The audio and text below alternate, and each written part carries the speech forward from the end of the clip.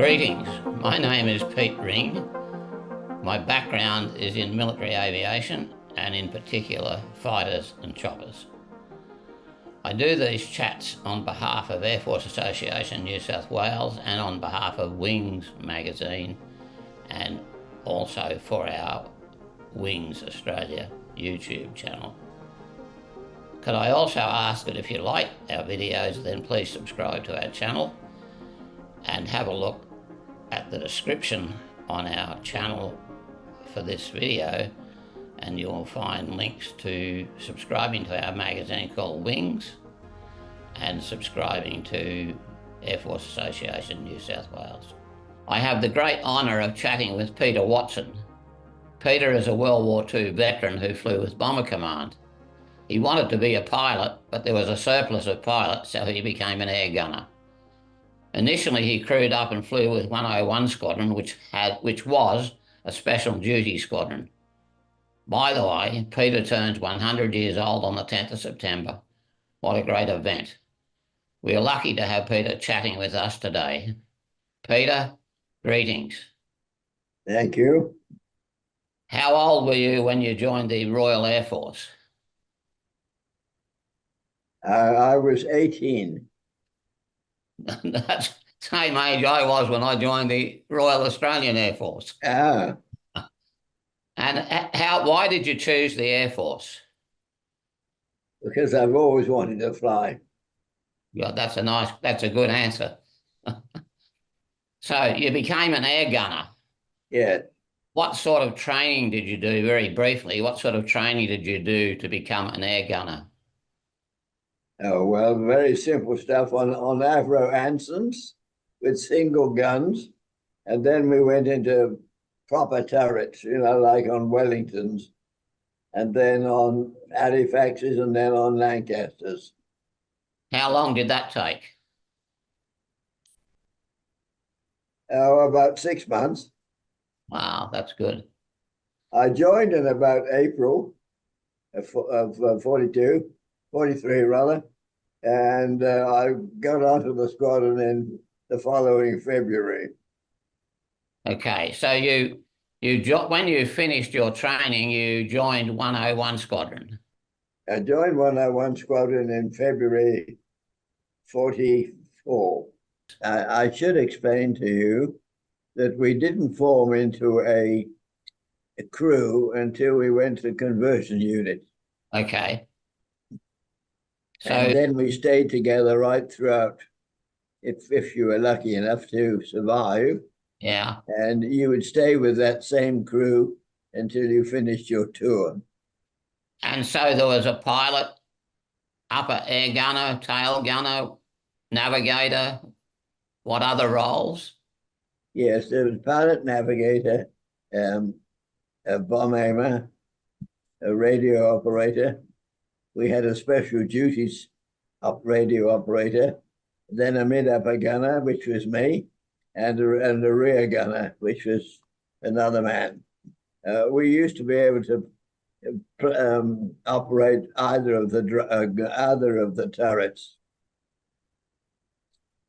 Now, when you were boarding the aircraft, was it hard to get to these positions because of equipment and ammunition, etc.? It was easy to get in and out, yes. Okay. And the mid-upper gunner was very difficult, but not so difficult as the rear gunner. The rear gunner had a very hard job to get into his turret because of the size of the fuselage. And of course, if he had to get out in a hurry and we were up high, he would have to have portable oxygen. And that made it very awkward to carry while you were still trying to get out of the turret. Wow. And that's why our losses of rear gunners was higher than anywhere else. So broadly speaking, you were operating in Lancasters and attacking targets in Europe. Is that correct? Yes. So what altitudes did you fly at? About 20,000 feet, or? Oh, I see what you're saying. Well, you were lucky. Lanc, you'd be battling to get to 20,000, particularly when they started to get old. Bombers are just like motor cars; they wear out. And when the very old Lancasters, you'd be lucky to get above about 15 or 16,000. A new Lanc, you could get up to 22. So if you were flying as the mid-upper gunner, was it very cold in the turret? Yes, extremely cold. Yes, you had to have heating. You had to have an electric suit on. Oh, And that suit, when it got old or decrepit, is very difficult to control because sometimes you get all the heat on one side and wow. you'd have to shut the whole thing off, otherwise you'd burn yourself. Oh, yeah. That was a lot to cope with, as well as looking outside the aircraft, trying to find whether there was any aircraft coming at you. Yeah, So when you were in the mid upper turret, what yes, what did the gun sight? How did the gun? Did you have a gun sight you could aim at incoming targets? yes, you had a gun sight. Was it did it Yes, was it a fixed? and you also had um, they put a restriction on you so you didn't shoot off your tail. And was But the gun sight? the mid upper gunner was a handy thing to have, but it was very limited in what you could do. You could only fly upwards and sideways, and that's all. And we became victims to German night fighters that flew underneath us and shot up at us at 45 degrees. We couldn't see them. Wow. Whereas the fortresses and the liberal fortresses, anyhow, they had a mid undergunner. We've never had that pleasure. Was the gun sight accurate in the sense of hitting a target? No, it wasn't very. It was you rather tended to spray and hoping that some of your bullets would hit him. But we were at a disadvantage against the, shall we say, the Americans or some of the other aircraft. We only had 303 guns, .303, the Yeah, same as a rifle, yeah. and they were small and they would bounce off the Focke-Wulfs and the Messerschmitts. You'd see them bouncing off their wings with the tracer bullets. So did they ever upgrade that gun? Yes, they went for a bigger gun later on. But that was in the last months of the war, though. That it was too late. We started to get computer operated rear turrets. And that's when I had my 6 months leave between tours. And I went down to 460 Squadron, Binbrook, which is an Australian squadron, as you know. And I operated from there, rewriting a script for recruiting air gunners because we had to increase the IQ virtually. Anyone could be an air gunner up until then, but afterwards, with computer operation, you had to have someone who understood computers. Yeah. And I had to rewrite the training program for those gunners who were being recruited. That was during the 6 months rest period. Well, that would have been a tough job too, but probably gave you a lot of rest. Well, the 6 months that I had afterwards, a bit of a wasted time, I think, but there wasn't enough to keep us busy. Okay. Well, I've got a specific question now. What happened Yeah, on your first night of flying? You came in contact with a German fighter. yeah. Well, that was our first operation. We had fighters come into us. That is we went to a place called Schweinfurt, Yeah. and that was bombed specifically to try and get the factories that were building U-boat parts, because the U-boats were playing merry hell out in the Atlantic with our shipping. They were a dreadful situation. So the Air Force was brought in to try and destroy the factories that made the parts. And Schweinfurt was the first one that we went to. That was on And your first mission. we got hit by a fighter, and it wasn't too good, I can tell you. He came in, it was a Focke-Wulf 190, and he came in from the side, which they almost always did, and what they called a curve of pursuit. And because, of course, their guns were fixed in their wings, they had to aim their aeroplane at your aeroplane to get to hit them. And we fired at this Focke-Wulf 190, and we saw him dive down below us, and we didn't know what had happened to him, but a Halifax flying alongside us, who recognized our plane because of our huge aerials that stuck out from the top. You know, we were a special duty squadron. He recognized this Focke-Wulf go down, and he saw a parachute come out. So we think that was the Focke-Wulf that we've been fighting. And so we couldn't claim it because we didn't see it ourselves. And when you're attacked like that, your pilot goes into what we call a corkscrew, and he virtually throws the aircraft into a dive for about 5 seconds, and then he pulls out again, because bearing in mind your aircraft was very full of weight, all the bombs were still on board. So you have to take a while to come out of a corkscrew, but it's the safest way to avoid a fighter. How did you feel when you saw the first fighter coming into your guns? Well, we'd just been expecting it, and it wasn't a surprise to us, but we were a little bit pretty nervous, I can assure you. And but once your pilot went into a corkscrew, and the rear gunner was the man to order it, he would say corkscrew port or corkscrew starboard, and the pilot would then immediately throw his kite into a dive for about, I'd say, 4 or 5 seconds. It wouldn't take long, and then he'd pull out.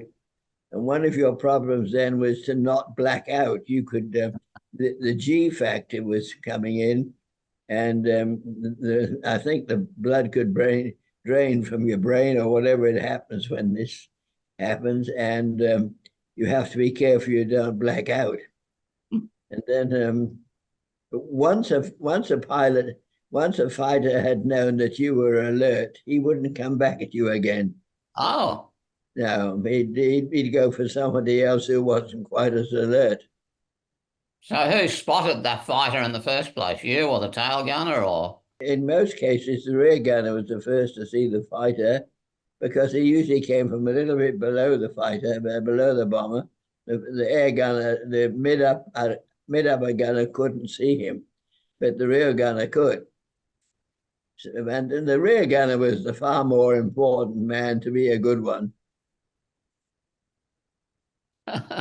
That's interesting. I'm thinking about my life and your life, and just making some comparisons. I Yes. think that's very interesting. Now you said 101s. You said 101 squadron was special duties. What does that mean? The special duties, he was an eighth member of our crew. Normally you have a crew of 7. We had this extra man who was stationed behind the radio operator, and he had equipment for jamming German telephones, and that was his job. And we were honor bound as a crew never to speak to our operator about his job. He was one of our crew. We went all together everywhere, but we were never allowed to talk about his job. And sometimes he would turn up they would be trained somewhere else, and they would join our crew at Ludford Magna. And sometimes they would arrive from their training with a German surname, then they disappear for 5, 6 days and come back with an English surname. That was to fool the Germans in case they were caught.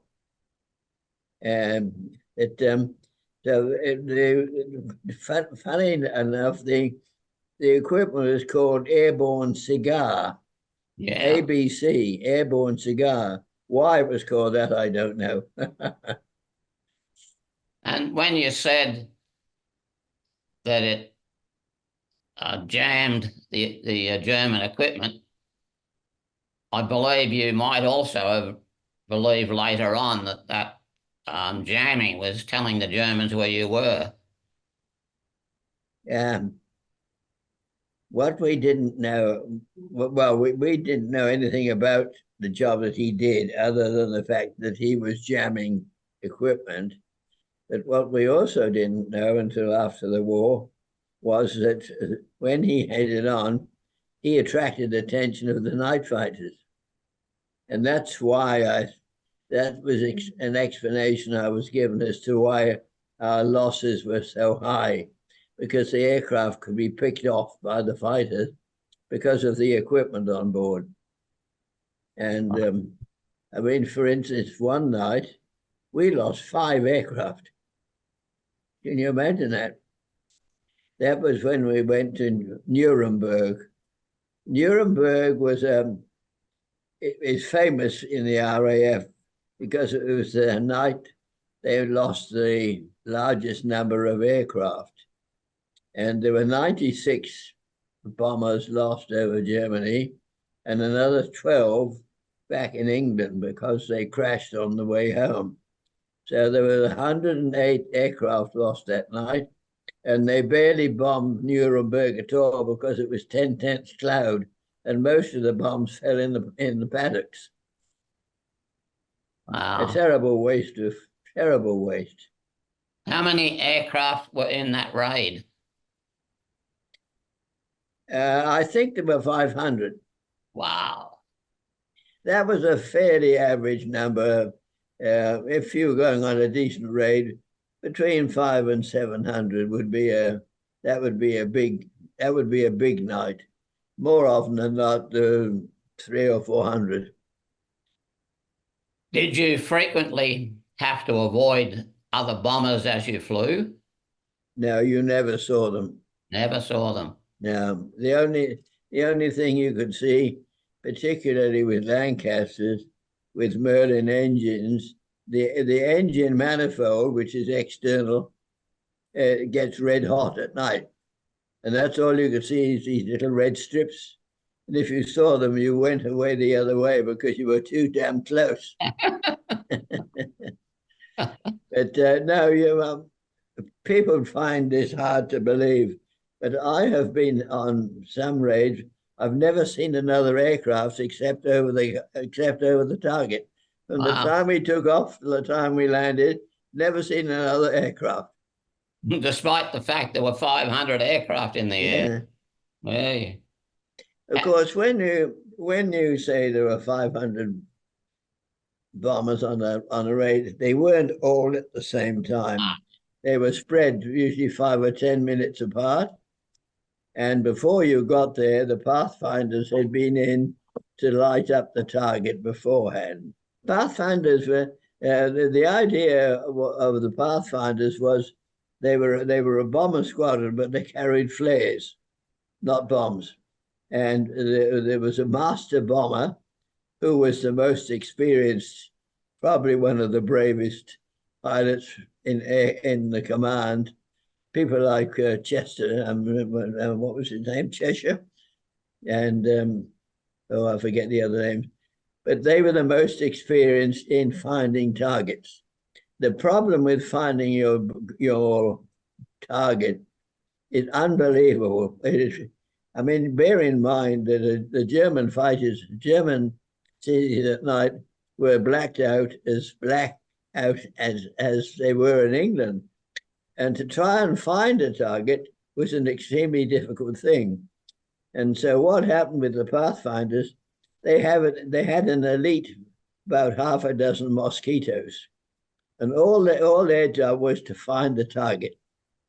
And the master bomber would try to be the first to go in and have a look. He'd drop a flare, then he'd look at where the flare had gone, and then he would order 3 or 4 of the other mosquitoes to come and drop their flares, maybe a mile to the north or the south, or 5 miles north. He would identify where his flare was and how close or far from the target it was. And that was where his experience was so vital for him to be accurate.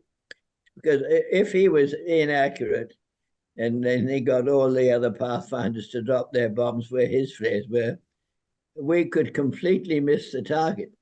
Yeah. And that didn't happen very often, but it did happen. That's a lot of responsibility, isn't it, for the pathfinders too? Oh, a very tremendous responsibility. And but they were very, very good indeed. And the idea of forming the pathfinders was created by an Australian, Bennett, Group Captain Bennett, Douglas, I think his Christian name was. And his idea was adopted very quickly. And the pathfinders weren't very accurate to start with, but Yeah. they became extremely accurate and woebetied any German target. Once the pathfinders became expert, any German fighter, any German city could be really destroyed. If you've enjoyed this chat, then please subscribe to our channel. Our channel supports veterans directly and indirectly. We are all volunteers. Additionally, if you go to the description of this particular video, you'll see links to the Australian Military Aviation History Association and links to Air Force Association New South Wales, and you'll see the subscription button to subscribe to our premium aviation magazine.